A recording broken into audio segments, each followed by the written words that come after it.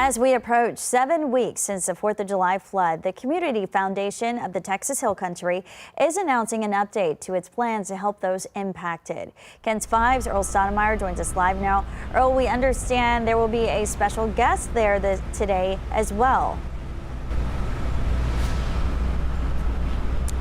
Good morning, Audrey. We've been told that Governor Abbott is going to be at today's announcement, and which we were also told millions of dollars is going to be being poured into housing for anyone displaced impacted by the floods.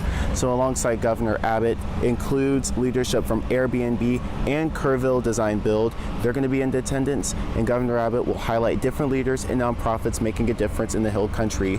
Local leaders will also give an update on the work being done to build homes. The Community Foundation of the Texas Hill Country will also give an update on additional grants going out into the community. Now, all of this is going to be happening later this afternoon in downtown Kerrville, so be sure to stick with us and we'll be sure to keep you updated. Audrey, back to you.